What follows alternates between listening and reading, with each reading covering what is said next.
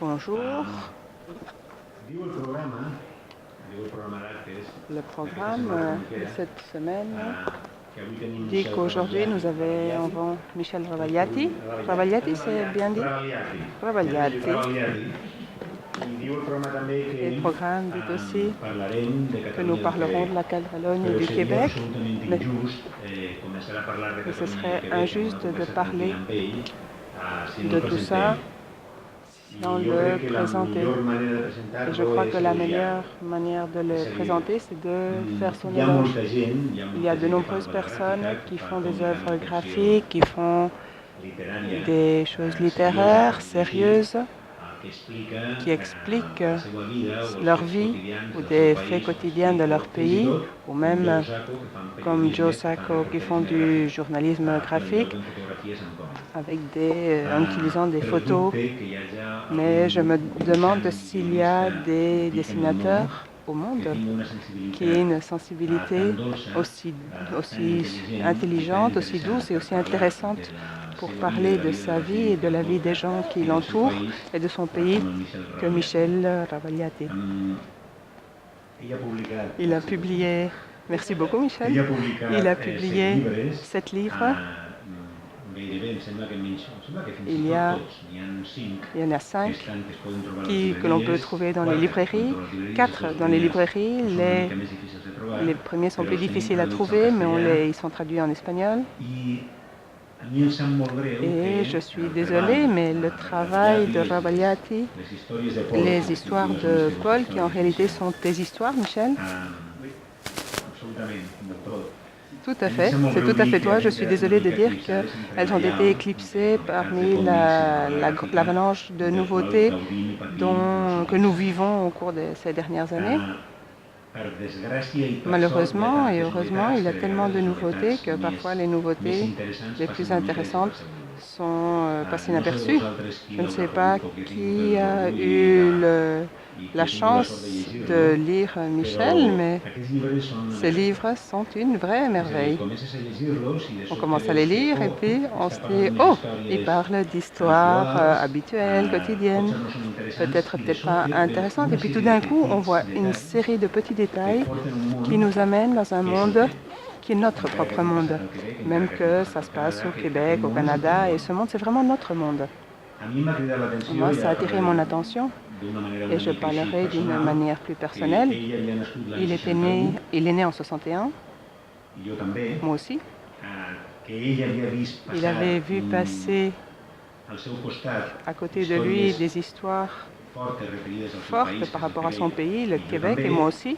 Et puis finalement qu'il allait pêcher, moi aussi, et qu'il avait fait partie des Boy Scouts, et moi aussi.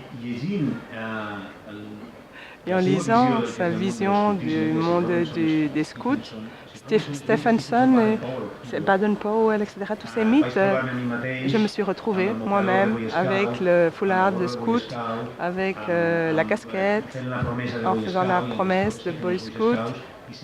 Et ça a été très difficile de faire les différences entre cette histoire qui se passait au Canada et la mienne qui se passait à Valencia, ou Valence. Valence, c'est un petit peu comme le Canada québécois. C'est un peu difficile à expliquer, mais Valencia, on est un peu au sud de la Catalogne, on appartient au pays catalan, c'est un peu compliqué. C'était difficile de faire la différence entre ma propre expérience et ce que lui racontait. Les scouts, lui, il était louveteau. Moi, j'étais Boy Scout, mais les scouts, les chansons, tout, les nuits qu'on passait autour du feu, les épreuves, les gens avec qui j'ai vécu, les chefs scouts engagés dans les thèmes nationaux et de gauche. Moi, j'ai été scout en 72, en 72. Il y avait une dictature à l'époque en Espagne et les scouts, c'était des gens engagés contre le régime et engagés pour des raisons nationales, qui à l'époque était un peu comme le thème de la Catalogne. Et je me suis sentie tellement identifiée avec ce livre que les petits détails, les petites surprises me permettaient de sortir de ce que je revivais et me faisaient sentir comme à la maison, et en plus devant une personne qui est comme un magicien lorsqu'il raconte des histoires. Je suis désolée de le répéter, mais je vais terminer là-dessus, que les livres de Michel sont passés, comme avec tellement de livres, avec tellement de nouveautés. Ils n'ont pas été peut-être mis assez en avant, mais je veux revendiquer le travail de Michel. C'est l'une des contributions les plus intéressantes qu'on a fait dans le monde de la BD au cours des dernières années. Personne comme lui ne raconte l'histoire il raconte sa propre biographie et personne n'arrive à le faire aussi bien que lui. Personne n'est capable de le dessiner avec autant de délicatesse et de soin, de grâce. Je voudrais commencer. Ça suffit? Ça suffit avec ça? Oui. Et je voudrais commencer simplement.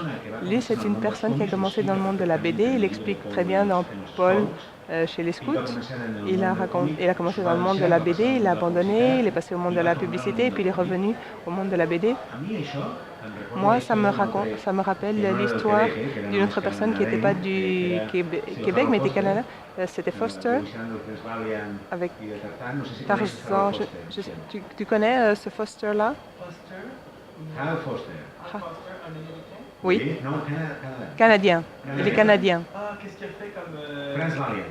Prince Valiant, ah, ok. Non, il llegia Tintín. Il y en a qui lisaient Tintin, mais d'autres lisaient Harold Foster. C'est un dessinateur canadien. C'est un classique. C'est une merveille des années 30 et 40. Il est mort en 70 et quelques. Il était très très bon. Il a commencé dans le monde de la publicité et puis il est passé au monde de la BD. J'aimerais savoir pourquoi toi, qui as commencé dans le monde de la publicité, tout d'un coup tu es revenu à la BD.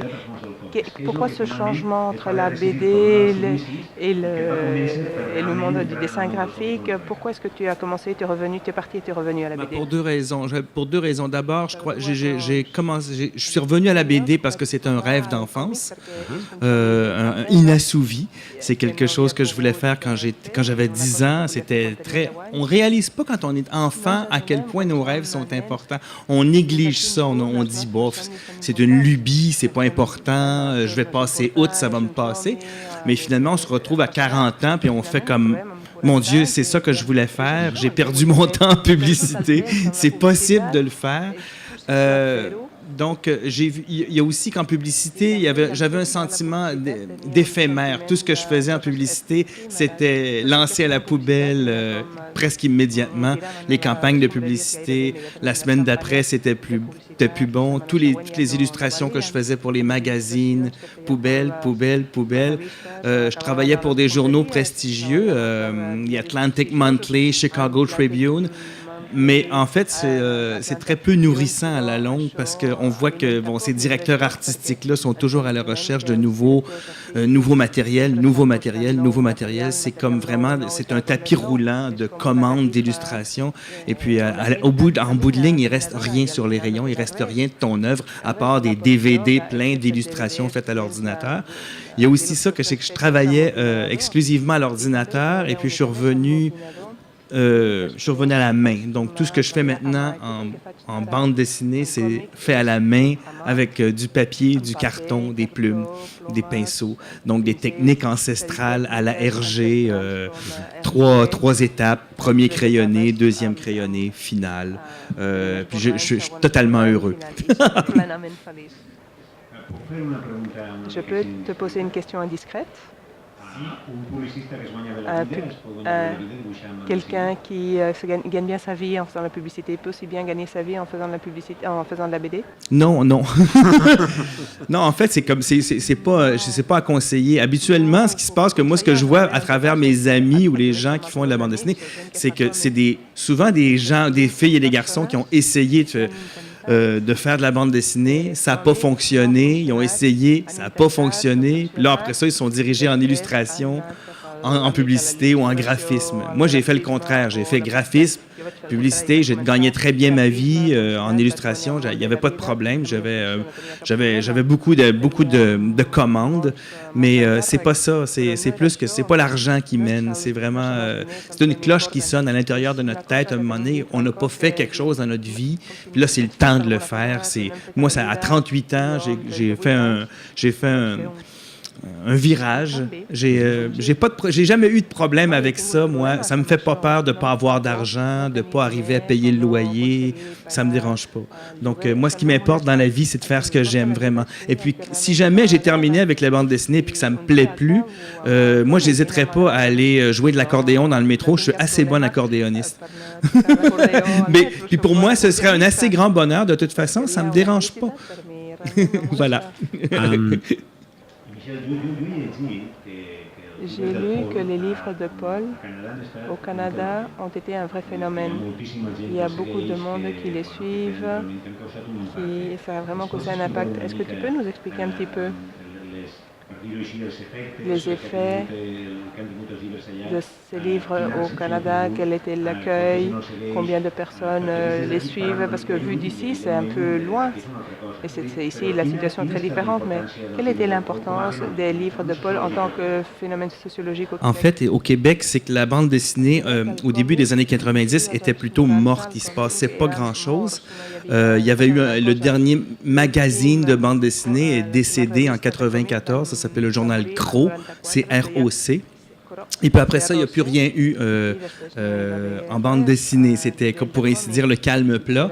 Et puis Paul, moi, j'ai rien inventé d'ailleurs. La série Paul, c'est pas complètement nouveau. Moi, comme auteur, j'ai commencé à m'intéresser à la bande dessinée réellement quand j'ai vu des bandes dessinées plus personnelles arriver sur les rayons, comme les bandes dessinées de Chester Brown, Drawn and Quarterly, qui est un éditeur montréalais anglophone. Moi, j'ai eu la chance de voir ces bandes dessinées-là parce qu'on m'a demandé de faire un logo pour le magazine Drawn and Quarterly, que je connaissais pas. Donc, comme graphiste, j'ai travaillé sur le logo du magazine, mais j'ai pu aussi voir ce qu'il y avait à l'intérieur. Et puis là, j'ai découvert des choses extraordinaires. Moi, je connaissais pas Seth, Chester Brown, Joe Matt, Maurice Velley-Coupe, tous ces auteurs-là. C'était du bon. Ça a été une révélation. Julie Doucet, des auteurs qui travaillaient en longueur, en noir et blanc, puis pas nécessairement des jokes. C'est pas nécessairement de l'humour. Des thèmes personnels, des histoires personnelles d'enfance, d'adolescence, n'importe quoi. Mais ça m'a captivé. Je me suis dit, ce genre de bande dessinée-là existe. Je pourrais peut-être essayer moi-même. Donc, j'ai en quelque sorte embarqué dans un train qui passait. Parce qu'en France, il y avait aussi l'association avec des auteurs comme David B., Christophe Blain, Bloch, Dupuis-Berbérian, qui publiaient de la bande dessinée personnelle. J'ai été intéressé par ça, puis j'ai commencé à faire un premier roman, Paul à la campagne, et puis ça a été un succès. C'était pas grand-chose, c'était 48 pages, c'était un essai, c'était pour seulement vérifier si j'aimais ça, et puis ça a fonctionné. Ensuite, Paul le travail d'été a bien marché. Bon, il y a eu une espèce d'engouement qui s'est produit. Je suis allé toucher des cœurs chez le public. Je ne sais pas qu'est-ce qui s'est passé exactement. Il y a une magie, hein? Il y a une section. Quand on est auteur, il y a quelque chose qui touche le public. Puis là, c'est pas tout à fait tangible. On ne sait pas c'est quoi. Est-ce que la magie est dans le dessin? Est-ce que c'est dans le storytelling? Est-ce que c'est dans le ton? Est-ce que c'est dans la gentillesse, l'honnêteté? Il y a un peu de tout ça. Je pense que les gens sentent l'honnêteté derrière ça parce que à 90 ou 95%, les histoires sont vraies. Donc, moi, je vais puiser vraiment dans mes histoires personnelles. D'ailleurs, les personnages qui sont mis en scène là-dedans, ce sont mes proches, ma femme, ma belle-sœur, mon père, mon beau-père, ma belle-mère. Je me sers de tout le monde comme des marionnettes. Potser la diferència... La diferència entre aquesta aportació, aquest còmic que fas... J'entends l'espagnol. Une minute. Pardon. J'entends en catalan. D'accord. C'est supposé être en français. Pots repetir? Sí, continuament. Dic que tu dius que Tu dis que tu suis ces BD, cette bande dessinée personnelle que font les autres, et tu dis que tu fais une BD personnelle où mes proches, mes parents, mes amis sont comme des marionnettes. Quelle est la différence entre toi par rapport aux autres auteurs qui ont fait des bandes dessinées personnelles? Mais toi, qu'est-ce que tu apportes de plus? Là, c'est ça qui est difficile à saisir. Je crois que les Québécois s'identifient à ça. Et puis c'est la première fois qu'une famille québécoise, qu'un cercle familial est illustré d'aussi près, d'une façon contemporaine. La dernière bande dessinée qui traitait de la famille québécoise, c'était Onésime. C'est une bande dessinée rurale qui se passait dans un magazine qui s'appelait le Bulletin des agriculteurs. Donc, c'est un truc qui était fait pour les fermiers. Ça date des années 50-60. Ici, moi, j'illustre un Québec contemporain avec le langage contemporain. C'est pas orignal, chasseur, trappeur, ours. Souvent, on a tendance à imaginer le Québec pays lointain, enneigé, cabane en bois rond, ours, trapage, chasse, tout ça, c'est fini, c'est derrière nous. Là. On n'est plus dans le temps de Davy Crockett, c'est derrière nous. On est dans un Québec, je veux dire que Montréal, Québec, ça ressemble à Barcelone. C'est des gens modernes, habillés d'une façon moderne, qui ont des habitudes d'aujourd'hui. Et puis, le langage que j'utilise est vraiment le langage, c'est même pas un langage appuyé comme celui de Michel Tremblay, par exemple, qui est notre écrivain national, qui utilise le joual, qui est un Québec très appuyé. C'est un exercice qui était à faire probablement dans les années 70, mais maintenant, je pense pas qu'on soit obligé de mettre le joual au temps de l'avance. Le joual, c'est un peu notre slang québécois. Le québécois, le français qui est utilisé dans Paul, c'est le français d'aujourd'hui, des familles, des gens qui se parlent comme ça par-dessus la table. Donc, puis les situations familiales aussi sont des situations normales.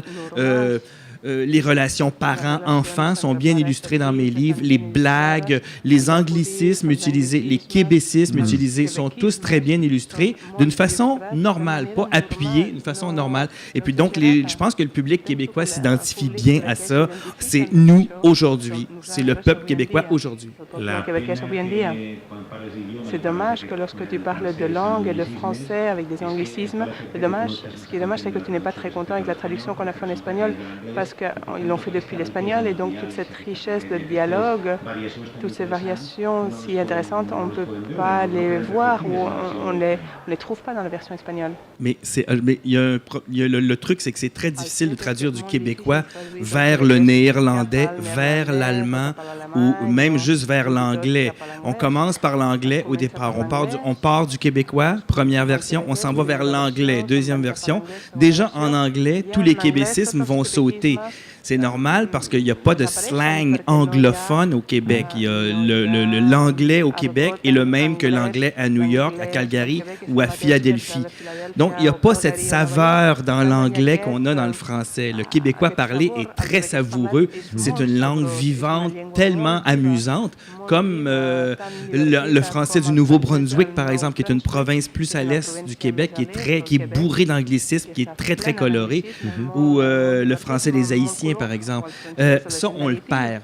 Donc, est-ce que je suis content ou est-ce que je suis pas content? Je pense que les Castillans, ou en tout cas l'éditeur Astibéry, a fait un bon travail, j'imagine, à partir de l'anglais. Il est parti de l'anglais, donc il n'est pas parti du québécois. Ce serait intéressant, quoique, de faire l'exercice partir du québécois directement au catalan. J'aimerais tenter l'exercice. Ça devrait être intéressant.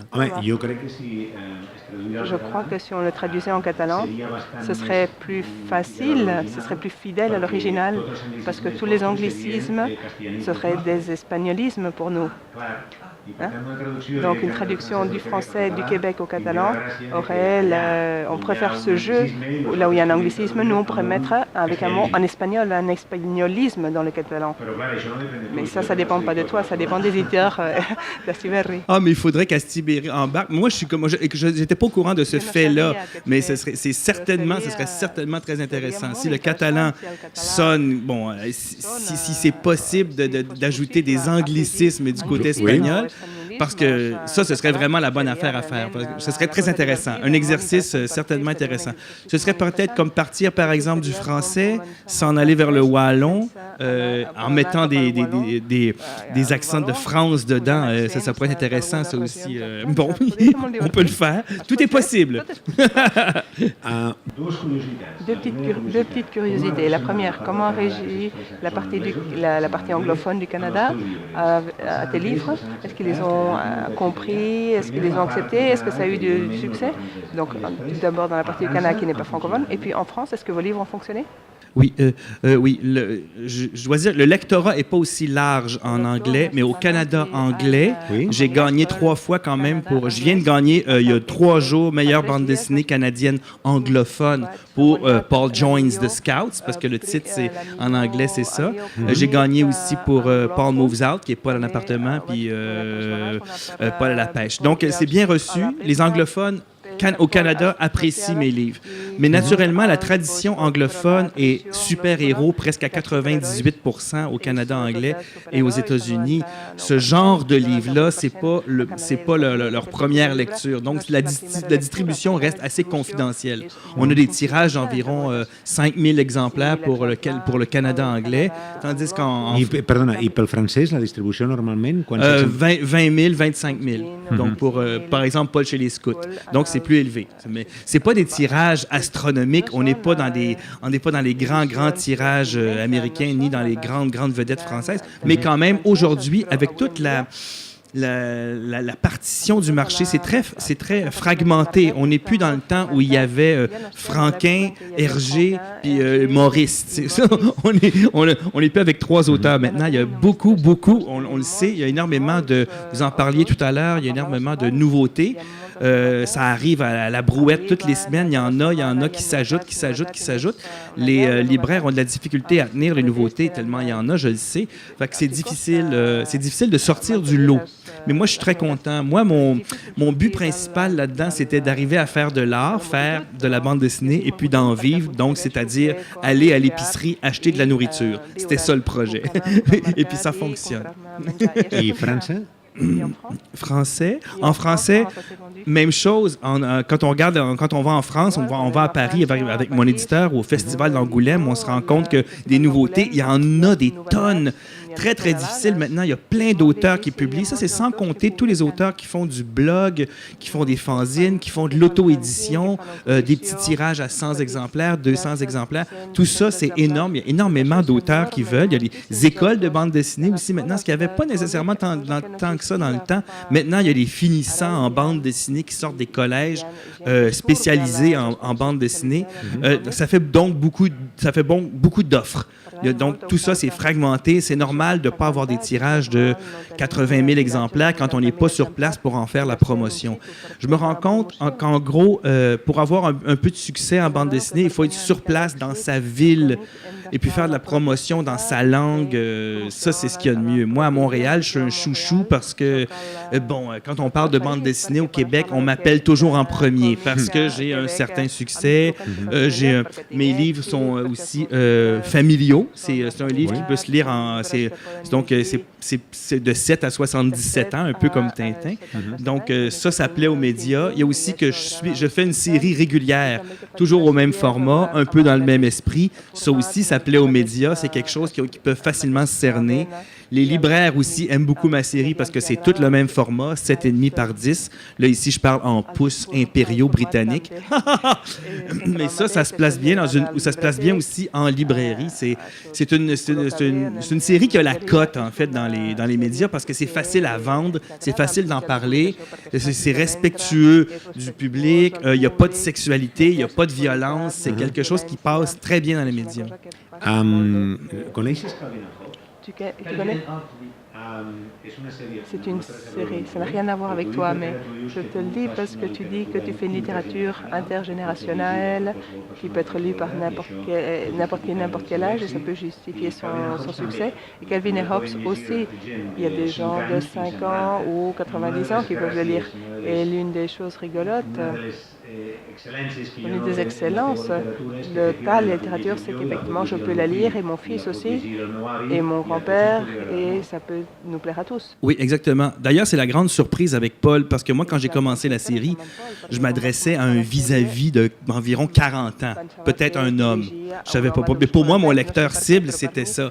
Puis finalement, ce qui s'est passé, c'est que les femmes se sont emparées de cette série-là, puis ça, c'est assez nouveau. En bande dessinée, habituellement, les femmes ne sont pas très acheteuses de bande dessinée. Là, j'ai frappé quelque chose, j'ai touché un point sensible chez les femmes. Les femmes vont vont m'acheter, vont me chercher en librairie. Et puis les enfants aussi, à partir de 11 ans environ, me lisent. Ça, c'est la surprise. Je pense que ça contribue un peu à mon succès et aussi au fait que je puisse en vivre. Donc, c'est pas seulement les hommes qui lisent ça. Il y a plein de femmes qui en lisent et puis qui en lisent fièrement, même dans l'autobus ou dans le métro. Ça, c'est quelque chose que je trouve charmant. Les gens n'ont pas honte de lire ça. Pour eux, c'est pas des BD. Je sais pas. Il y a quelque chose qui se rapproche un peu du roman. C'est pas Popeye, c'est pas de la bande dessinée de journal juste pour rire. C'est quelque chose qui les nourrit. Souvent, on me dit même j'ai pleuré à la fin, j'ai eu des émotions fortes. Paul à Québec, ça m'a mis à terre. Parce que les gens font un rapport avec leur propre famille. Dans Paul à Québec, je raconte évidemment la mort de mon beau-père qui est décédé en 2003 d'un cancer de la prostate. Bon, c'est un cas banal. Ma mère est décédée l'année passée dans des conditions similaires. Moi, j'ai simplement pris des notes comme observateur extérieur de cet événement-là, puis j'en ai fait une bande dessinée. Je me suis simplement placé en observateur, j'ai fait ça, puis les gens adorent ce livre-là parce que ça vient les toucher. Souvent, ce qu'ils viennent me raconter, c'est leur propre histoire. Ma mère est morte, mon père est mort, ça s'est passé comme ça. J'ai perdu ma sœur il y a 2 mois. Vous avez bien capturé ces moments dans un centre de soins palliatifs. Ça s'est passé exactement comme ça.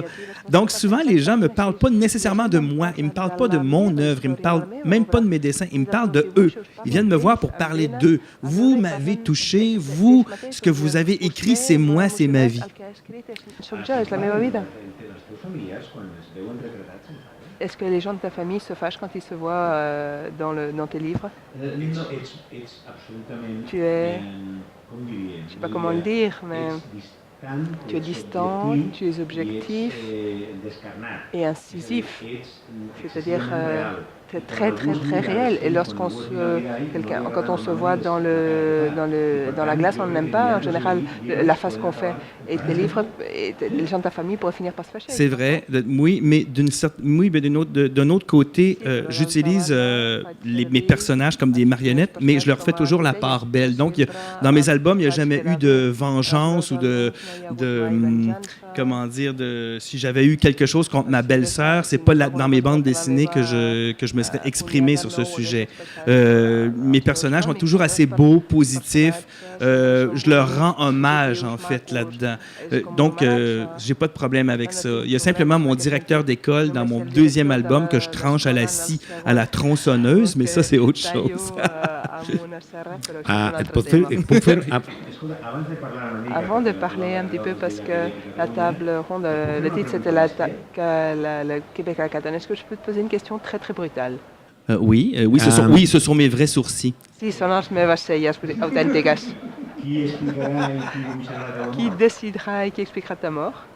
Ah, mon Dieu! Ça vous plombe un après-midi, ça. Ah, ben, je sais pas, probablement ma fille. Moi, je crois que ma fille a des qualités d'écrivaine qu'elle ignore. Je l'ai toujours vue en littérature. Elle, non, mais moi, je sais que c'est là qu'elle va finir. Pour l'instant, elle cherche, elle travaille dans un marché, elle veut pas aller à l'école, mais je suis certaine que cette petite fille-là, avec la sensibilité qu'elle a à l'intérieur, va faire quelque chose un jour. Peut-être même qu'elle va raconter ça. Je sais pas. Tu racontes dans Paul et Québec et Paul chez les scouts, il y a des références directes, plus chez les scouts, à la situation compliquée nationale du Québec. On ne sait pas ce que tu en penses, Michel. Tu vois passer tout ce qui se passe, tu vois la violence, tu vois le terrorisme. Après, dans Paul au Québec, tu vois la possibilité de l'indépendance et tout ça. Mais tu l'as dit, toutes ces choses, tu les vois depuis l'extérieur, depuis une certaine distance, avec un certain recul et avec des espèces de marionnettes. Mais toi, que penses-tu du Québec et du Canada? On ne sait pas si ça t'intéresse. On voit ce que disent les personnages, mais tu es toujours un observateur. Paul observe toujours, tu es toujours un observateur. Et toi, tu es du Québec et du Canada, seulement du Québec francophone, du Québec, je sais pas quoi, t'es quoi? C'est vrai, mais pour l'instant, je préfère justement illustrer ce qui se passe. Je travaille un peu comme Guy Delisle. Vous connaissez Guy Delisle, un auteur de bande dessinée du Québec qui publie à l'association Pyongyang, Shenzhen, Chronique de Jérusalem, Chronique de Birmanie. Guy est un voyageur, comme, je sais pas, Joe Sacco, j'ai pas lu assez, mais Guy Delisle voyage. Perdona, Joe Sacco. Joe Sacco, on sait ce qu'il pense. Parce qu'il prend parti normalement dans ces histoires. Même si c'est vrai qu'il dit qu'il est un observateur, le lecteur sait que lui, il préfère les Palestiniens aux Israéliens, même s'il ne le dit pas vraiment, il ne le démontre pas, mais on le voit très clairement. Mais dans ton cas, je ne sais pas si toi tu es unioniste, indépendantiste. Moi, je suis indépendantiste, je crois. Ça se voit dans Paul à Québec. Dans Paul à Québec, l'action a lieu en 2003 et puis Paul et ses beaux-frères, à un certain moment donné du livre, disent une petite phrase que nous, au Québec, ça veut dire quelque chose. On se dit entre nous, je ne sais pas si ça va se faire un jour. Juste cette question-là, entre nous, personnes de 50 ans, on sait qu'on parle d'indépendance. Est-ce que ça va se faire un jour, l'indépendance? C'est la question que pose Paul à ses beaux-frères. Puis il y en a un qui répond, il aurait fallu que ça se fasse en 80 avec l'évêque. Donc, on sait qu'on parle d'indépendance ici. On sait que cette génération-là, qui est la mienne, des 50 ans et plus, on est un peu désillusionné par rapport à l'indépendance parce qu'il y a eu 2 référendums, un en 80 et un en 95, qui ont échoué ou en fait qui n'ont pas eu assez de réponses pour vraiment passer à l'action et puis vraiment faire un pays. Qu'est-ce que c'était ça, le projet? Il y a une espèce de refroidissement en ce moment. C'est pas tellement dans l'air du temps, l'indépendance. C'est un peu refroidi. On s'occupe d'économie. En fait, on s'occupe d'haïr le premier ministre du Canada, Harper. ça nous occupe beaucoup politiquement. Mais la question de l'indépendance, en ce moment, n'est pas tellement au goût du jour. D'ailleurs, le Parti québécois a perdu des plumes beaucoup aux dernières élections. C'est même la première ministre Marois a démissionné. C'est quelque chose. Vraiment, le parti indépendantiste principal a mangé une grosse claque. Et puis là, on est un petit peu sur notre quant à soi. Qu'est-ce qui va arriver avec cette question-là? Est-ce qu'il va y avoir d'autres personnalités fortes comme René Lévesque, qui était le premier ministre du Québec en 1976, pour repomper cette idée d'indépendance? Parce que souvent, ça passe par un leader fort. Et puis, pour l'instant, il n'y a pas de personnalité forte vraiment qui vont comme soulever les foules. Moi, je ne le sens pas, en tout cas, comme citoyen. On attend que ça se passe, je ne sais pas. Personnellement, moi, j'aurais rêvé... Oui. Personnellement, moi, j'aurais bien rêvé... Bon, j'ai voté oui 2 fois, donc en 80, en 95. J'étais prêt à Vous avez voté à quoi? Oui, pour faire l'indépendance. Ah, donc, très bien. c'était ça. Moi, c'est une idée qui m'intéresse. Quand on regarde le Québec avec ce qu'il y a autour, on se dit, puis on voyage un peu. Quand on va aux États-Unis, on va en France, on va dans d'autres pays, puis on revient au Québec, on se rend compte de la préciosité de cet endroit, à quel point on est... Oui, c'est vrai, c'est une société francophone. C'est l'Amérique francophone complètement isolée, mais puissante, qui pourrait être un pays. Ça pourrait être un pays. On est assez pour le faire. Ça pourrait être vraiment intéressant. Puis, bon, il y a aussi la menace linguistique qui est toujours là. C'est toujours fatigant. C'est toujours comme une poussière qu'on a sur l'épaule. Est-ce que notre langue va survivre, comme le catalan? J'imagine que c'est la même question. Est-ce que notre culture va survivre? C'est important d'être vigilant. C'est ça c'est ça, dans le fond. C'est surtout la survie de la culture, de la langue qui est importante. Puis si on avait un pays, ben là, ce serait peut-être plus clair, ce serait plus affirmé. En ce moment, on est dans une zone floue. Et puis, bon, c'est un peu ça. Il y a un moment dans Paul au Québec, pour un Catalan qui veut la même chose que toi, lorsque les Québécois votent, ils font caca dans leur pantalon. Là, je fais référence ici à des gens qui sont pour probablement en société. Oui, je suis pour l'indépendance. Oui, on veut faire un pays. Oui, je vais mettre une affiche sur mon balcon pour illustrer mon allégeance et puis tout ça. Et puis il y a moi, je dis toujours qu'il y en a qui se cachent rendus aux urnes. Finalement, là, ils montrent leur vraie couleur et puis là, ils votent non. Puis c'est pour ça que c'est difficile de faire des statistiques avec ça. Moi, je pense que c'est ça qui est arrivé souvent au référendum. On a l'impression qu'on a le vent dans les voiles, que le pays est là, ça arrive. Finalement, après le vote, on se rend compte, voyons, on a 45 des votes seulement. Ça illustre pas ce que j'ai vu, ce que j'ai senti. Donc, quand on dit chier dans nos culottes, ça veut dire vraiment prendre peur et puis revirer notre veste, comme on dit. Je retourne ma veste et puis finalement, je reviens vers quelque chose de plus sécuritaire. Mais je pense que ça se passe vraiment dans les urnes. C'est une grosse décision de dire oui, je veux faire un pays, je veux du changement. C'est quand même quelque chose qui est un peu inquiétant quelque part, mais excitant en même temps, très excitant. Maintenant, je vais poser une question un peu plus engagée. Tu es venu à Barcelone. Lorsque tu es venu, on a dit que tu ferais une petite conférence sur le Québec et la Catalogne. Et la question est très directe. Que sais-tu de la Catalogne? Est-ce que tu connais notre situation? Au Canada, au Québec, est-ce qu'on parle parfois de ce qui se passe dans cette partie de l'Europe? Et est-ce qu'on vous dit qu'il y a un petit pays qui veut prendre son indépendance ou ça n'arrive pas là-bas? Le Monde, Libération, la presse française en a parlé et en parle constamment. Mais je ne sais pas si c'est arrivé de l'autre côté de l'Atlantique. Bien sûr, mais ici on n'est pas aussi près, c'est ça l'affaire. Les pays sont collés ici. La France est collée sur l'Espagne. On parle plus de ce qui se passe aux États-Unis, évidemment, ou plus proche. On n'en entend pas souvent parler, je vous avoue, de la Catalogne, mais on nous la cite souvent en exemple. Quand le Québec parle de faire un pays avec ses prérogatives linguistiques, avec ce qui se passe, on compare souvent à la Catalogne parce que c'est un peu les mêmes chiffres.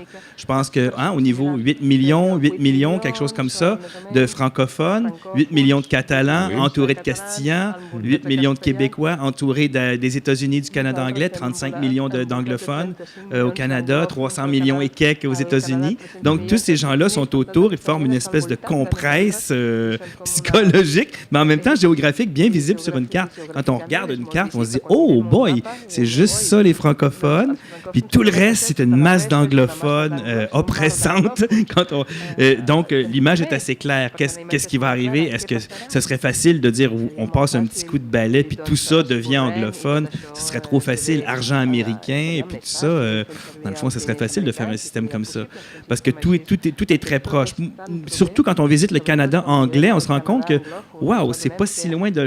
Quand je suis à Toronto, à quelques heures de Montréal, je suis pas très loin de New York, puis je suis pas très loin de Philadelphie, je suis pas très loin de Boston. Tout ça se mélange un peu. Quand on va à Toronto, on a vraiment l'impression qu'on est aux États-Unis. C'est pas loin, là. C'est une ville américaine, quasiment copy-paste. Donc, la différence n'est pas très grande. Tandis que quand on arrive au Québec, là, on sent la différence. On la sent, puis on la sent très bien. On sent le vent changer, les façons d'être, les façons d'agir, le langage surtout. Puis l'air de vivre, je pense qu'il y a quelque chose aussi au Québec d'un peu plus, je ne sais pas qu'est-ce qui se passe dans les autres pays. Je ne sais pas si à Madrid, c'est plus uptight qu'ici, mais ici, je sens une espèce de relaxation. Je sens les gens très détendus, je sens une ville, en tout cas, très paisible.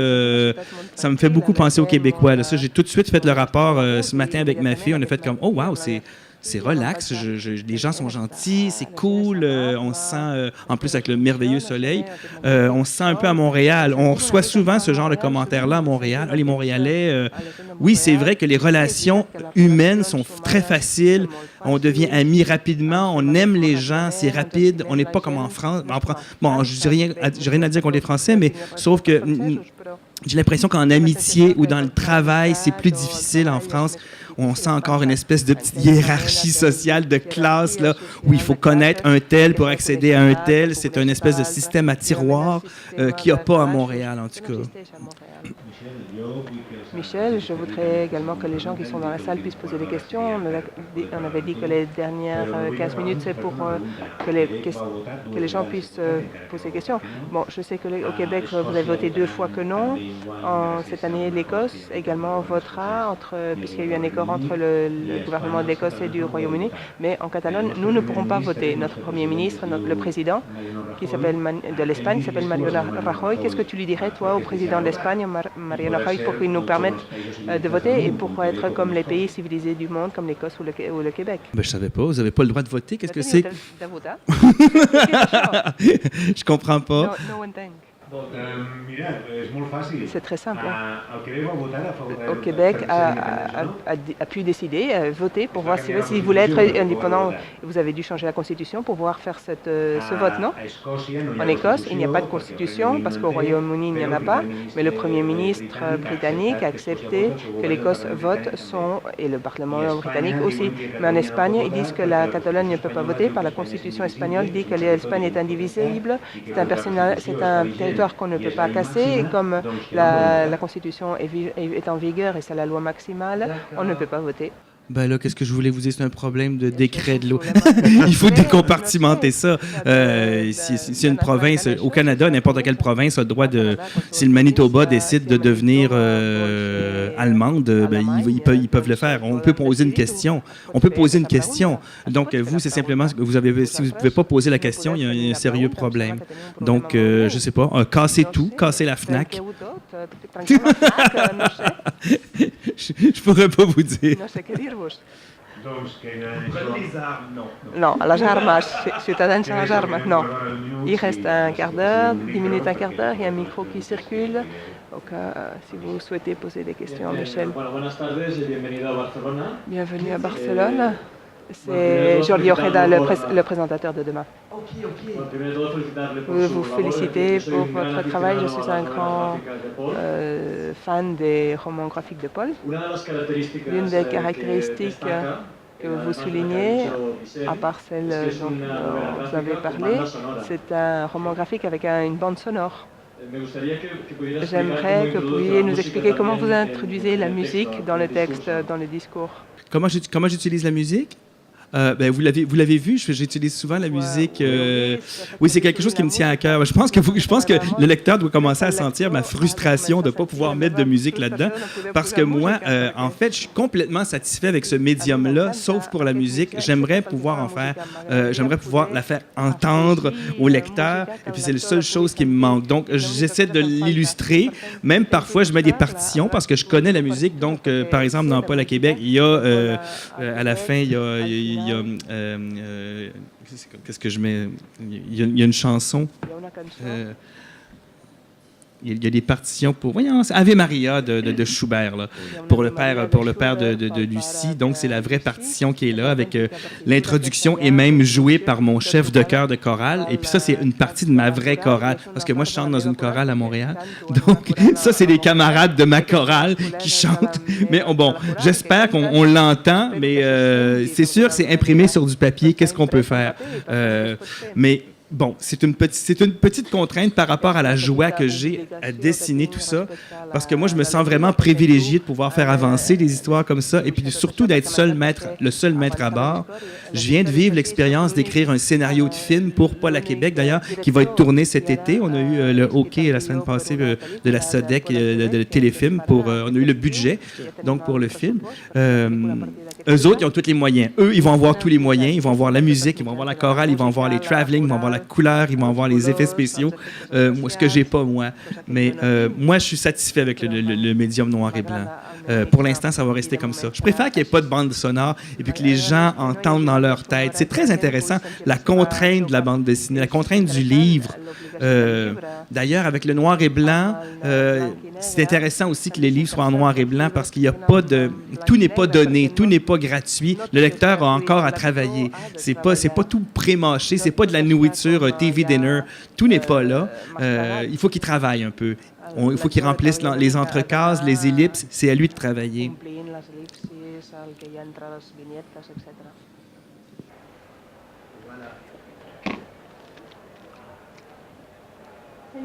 Bonjour, une lectrice.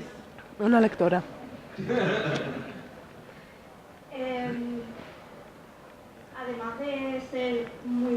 Vous êtes un excellent dessinateur, mais en plus, vous êtes un magnifique narrateur. Et vous expliquez dans vos histoires, même si ce sont des fragments de la vie d'un personnage, avec des économies dramatiques, vous pouvez expliquer ni plus ni moins ce qu'il faut expliquer. Et en plus, vous terminez de manière fantastique. Je ne sais pas si vous avez un bagage en tant que lecteur et vous avez appris tout cela, ou si c'est un sixième sens qui vous permet d'être aussi bon narrateur. D'abord, je suis un lecteur de romans avant tout. Je suis pas tant. D'abord, Tintin, ça c'est sûr. Comme Tintin, pour moi, ça a été mon professeur de bande dessinée. Parce que j'ai pas eu de cours au Canada, c'est pas possible. En tout cas, avant 1990, c'était pas possible de prendre des cours de bande dessinée. Donc, pour moi, Tintin, ça a été mon école. Du premier au dernier, j'ai lu Tintin d'un bord à l'autre, en haut, en bas, 50 fois.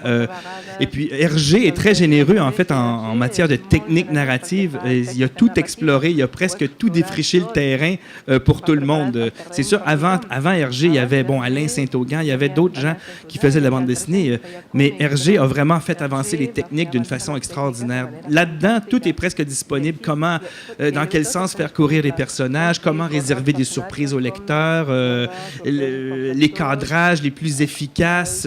C'est un maître de la mise en scène. Quand on regarde les bijoux de la Castafiore, c'est hallucinant comment c'est magnifiquement chronométré. C'est génial. Il n'y a rien à dire, c'est parfait. Donc ça a d'abord été mon école. Ensuite, j'ai lu des romans. Oui, je m'intéresse aux romans. John Irving, des romans policiers, Georges Simenon. J'aime bien les conteurs. Et puis, je suis sensible aussi à ce qu'on me raconte.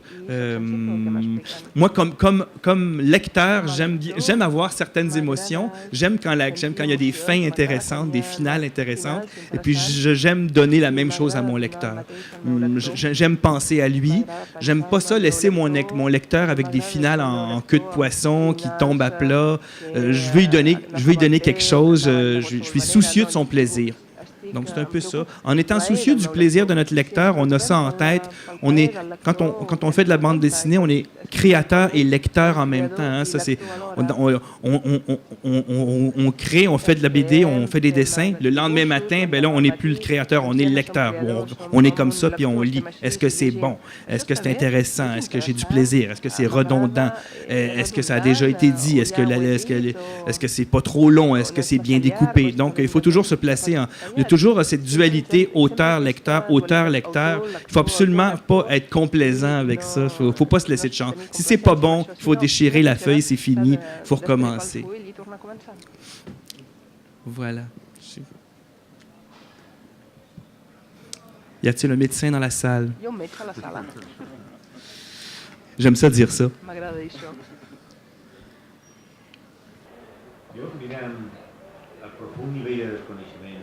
Je connais. La Catalogne connaît très peu le Québec parce qu'à un moment, dans une des histoires, je crois que c'est chez les scouts ou au Québec, tu travailles dans un magasin et ils ont mis tout le monde à la porte sauf moi parce que je parlais anglais. Et je me suis dit, ça devait être dans les années 80. Ça, je parle ici. Mais il n'y avait que toi qui parlais anglais dans ce magasin? Oui, en fait, moi, Per tant, vol dir que la situació... C'est pas moi, c'est mon beau-père qui dit ça dans Paul à Québec. Donc, ça se passe dans les années 50. Et puis, à Québec, surtout dans la ville de Québec, qui est une ville quasiment 100% francophone pur. Dans les années 50, il n'y avait pas grand monde qui parlait anglais. Donc, c'était vraiment un super atout de parler anglais. C'est pour ça qu'il dit ça. Il a mis tout le monde dehors, sauf moi, parce que je parle anglais. Parce que ça, c'est quelqu'un qui parlait anglais dans les années 50 à Québec, dans une boutique. C'est une perle rare, là. Même aujourd'hui, essayer de faire servir en anglais à Québec, ça marche pas beaucoup. C'est une ville vraiment francophone, Québec. Les gens qui y vivent parlent peu anglais. Les ministères sont là, le gouvernement, le Parlement, etc. Puis c'est loin de Montréal, c'est plus loin de New York. Peut-être que c'est ça. Il y a moins d'anglophones d'installer à Québec. C'est pas la ville pour les anglophones. C'est pas une destination anglophone, Les anglophones s'ennuient un peu à Québec. C'est comme déménager à Trois-Rivières pour un anglophone, vraiment. Non, ils vont rester à Montréal. Là, ils ont plus de chances de se faire comprendre. Je ne sais pas s'il y a d'autres questions dans la salle. Mais je voudrais que tu nous expliques les idées que tu as maintenant dans la tête, les prochains livres que tu penses écrire, parce que ça nous préoccupe un petit peu. Non, pour qu'on puisse se préparer un petit peu. Pas nous préoccuper, mais nous préparer. Le prochain livre est El proper llibre dans la même série. és de la mateixa sèrie. Em sembla que és l'últim llibre de joventut del personatge. Crec que serà l'última vegada que parlaré de Paul jove, abans de 50 anys. En aquest té 16 anys, té lloc a 1076, i el que m'agrada en aquest és que Paul no té el seu caràcter habitual, és la crisi d'adolescència plena, té grans, té acné, no és amable amb els seus pares, només vol comprar-se una mobilet, una moto, i vol fugir, anar-se'n, fugir de casa dels seus pares. I com a background, a rerefons, m'agrada posar el que passa políticament o esportivament. Hi ha els Jocs Olímpics a Montreal, i és el que passa per la tele, la reina ve a fer el discurs i a la inauguració dels Jocs Olímpics, hi havia països d'Àfrica que havien boicotejat els Jocs del 76 a Montreal, i tot això està darrere fons. Això ho veiem als diaris que Paul llegeix, és l'estiu del 76, es parlen dels Jocs Olímpics però com a rerefons, perquè fer un còmic sobre els Jocs Olímpics no era molt interessant. Al Canadà em sembla que va ser els únics Jocs Olímpics on el país anfitrió no va guanyar cap medalla, 0 medalla d'or al 76 per Canadà. És increïble, i encara tenim l'estadi olímpic, encara estem pagant. Va ser una bogeria de l'alcalde Drapeau, que va fer la gran bogeria del metro a Montreal, els jocs de l'estadi, però bé, va ser la primera vegada que no aconseguíem medalla d'or. En aquell, i es diu Pol del Nord, al nord. Per què? Doncs perquè quan diem que ens n'anem al nord, és a dir, que ens n'anem en la regió de les Laurentides, que està al nord de Montreal. Hi ha molta gent que té residències secundàries allà, que té xalets al nord, i fa autostop, i és molt important viatjar a dit perquè és una manera de desplaçar-se que ja no està de moda. Ningú ja fa autostop. A Europa no sé si encara se'n fa, però ja no està de moda. Això és als anys 60 i 70. Uau! Hi havia una furgoneta de hippie que ens recollia, ens anàvem a qualsevol lloc. I m'agrada molt il·lustrar això, també com a record didàctic, és important ensenyar això als lectors, i sempre hi ha aquestes ganes de fer coses didàctiques. Per això que els meus llibres són molt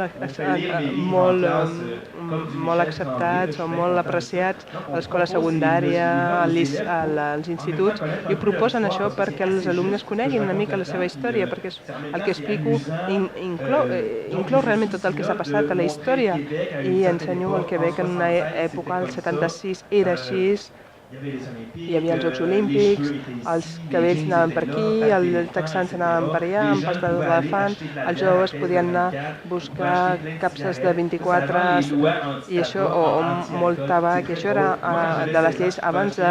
Jo quan tenia 16 anys podia comprar qualsevol cosa, fins i tot a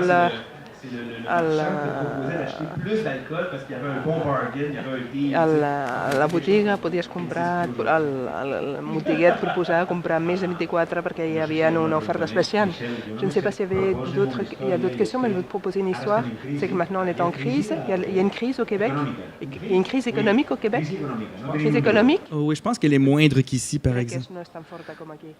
Ici, j'en entends beaucoup parler. J'en ai entendu parler plusieurs fois depuis que je suis arrivé. Au Québec, le discours de la crise n'est pas aussi présent.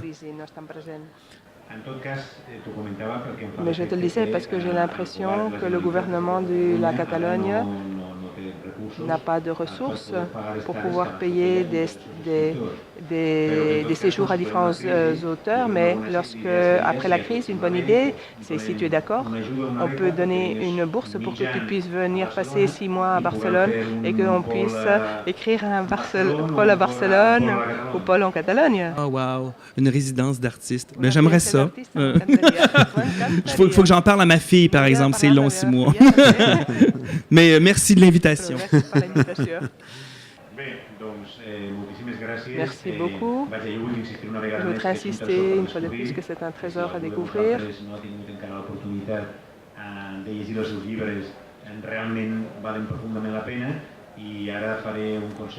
Si vous n'avez pas encore eu l'occasion de lire ces livres, faites-le. Et en haut à la FNAC, on est à 3 ou 4 derniers livres de Paul qui ont été publiés. Donc faire le petit effort de les lire parce que ça va vraiment vous plaire. Merci beaucoup, Michel, d'être venu. Merci de ton travail et merci de ton savoir.